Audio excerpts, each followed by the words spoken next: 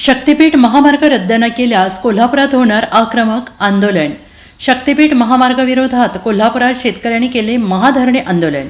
जिल्ह्यातील 59 गावातील शेतकऱ्यांनी जिल्हाधिकारी कार्यालयासमोर केले आंदोलन। झालेल्या चर्चेअंती शासनाला दिली 8 दिवसांची मुदत। शक्तीपीठ महामार्ग निर्णय रद्दचा लेखी आदेश न काढल्यास होणार आक्रमक आंदोलन। 20 ऑगस्ट रोजी आक्रमक आंदोलनाचा महामार्ग विरोधी संघर्ष समितीचा इशारा। सरकारला शेतकरी लाडका नाही का? महामार्ग विरोधी संघर्ष समितीचे समन्वयक गिरीश फोंडे यांचा सवाल। शक्तीपीठ महामार्गासाठी कुणाचीच मागणी नाही। महामार्ग रद्दचा लेखी आदेश काढून शेतकऱ्यांना दिलासा द्यावा। शेतकऱ्यांच्या जमिनींना धक्का लावाल तर खबरदार, अशी घणाघाती टीका यावेळी आंदोलनकर्त्यांनी केलेली आहे। एकच प्रश्न मला अजून समजत नाही की कुठल्या शेतकऱ्याची, कुठल्याच तालुक्याची, कुठल्या जिल्ह्याची हा महामार्ग असावा अशी मागणी नाही आहे। असं असताना हा महामार्ग आपल्यावर, शेतकऱ्यांवर का लादला जातो हे मला अजूनही समजत नाही आहे। आणि कोणासाठी करतोय हे तुम्हाला लक्षात यायला पाहिजे। आणि निश्चितच हा मार्ग शक्ती महामार्ग हा जनतेला नको आहे, शेतकऱ्यांना नको आहे। ही परिस्थिती बरोबर आहे। आपल्या सगळ्यांना माहिती आहे की नागपूरपासून कोल्हापूरला होत असलेला हा शक्तीपीठ महामार्ग खऱ्या अर्थानं एक तीव्र आंदोलन शक्तीपीठ महामार्गाच्या विरोधात आज आपल्याला राज्यामध्ये दिसते। जवळजवळ 12 ते 13 जिल्हे या महामार्गाच्यामुळं आज त्या जिल्ह्यातल्या अनेक शेतकऱ्यांच्या जागा उद्ध्वस्त होणार आहेत। आज आपल्या सगळ्यांना माहिती आहे की जी मागणी कुठल्याच लोकप्रतिनिधीकडं, कुठल्याच लोकांनी, कुठल्या शेतकऱ्यांनी केलेली नाही आहे। आणि मग ह्याचा मागणी नसताना देखील हा महामार्ग झालाच पाहिजे याचा अट्टास का, हा प्रश्न आमच्या मनामध्ये आहे।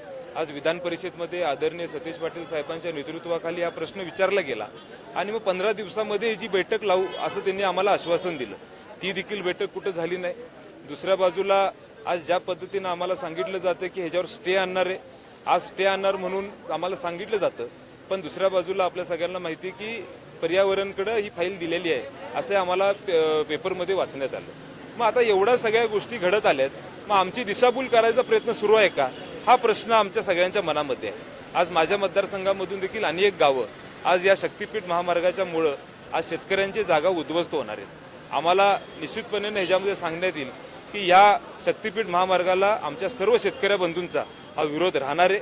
कारण आज आपल्या राज्यामध्ये अनेक महामार्ग आहेत, कनेक्टिव्हिटी चांगल्या पद्धतीने आहे आणि मागणी नसताना देखील ही कनेक्टिव्हिटी, हा महामार्ग का उभा करता, हा प्रश्न आमच्या मनामध्ये आहे। मी मगाशी बोलल्याप्रमाणे जर हा महामार्ग माझ्या दक्षिण मतदारसंघामध्ये, कोल्हापूर जिल्ह्यामध्ये कुठेही करण्याचा प्रयत्न झाला तर जोपर्यंत आम्ही आहे तोपर्यंत हा महामार्ग होऊ देणार नाही। हा आमचा तीव्र विरोध हा या महामार्गाला राहील। गेले 4 महिने झालं कोल्हापूर सहित 12 जिल्ह्यातील शेतकरी हे शक्तीपीठ महामार्गाच्या विरोधात आंदोलन करतायत।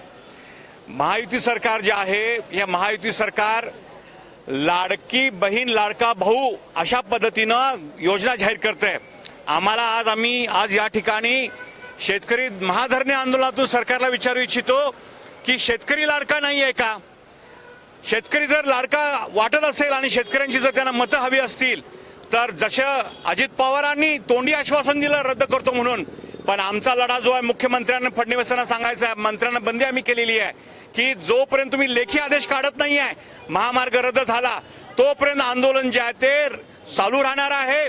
येणाऱ्या काळामध्ये जर 20 तारखेच्या आसपास आम्ही या ठिकाणी मोठा मोर्चा जो आहे पुन्हा संघटित करणार आहे आणि जर का यांनी महामार्ग रद्द करण्याचा आदेश नाही काढला तर यांचे 12 जिल्ह्यातील सगळे जे आमदार महायुती सरकारचे असतील ते शेतकरी ठरवून जाहीर करून पाडतील, हा इशारा आज आम्ही महाधरणे आंदोलनाच्या वतीने देतोय। Bureau report SVN Marathi, Kolhapur.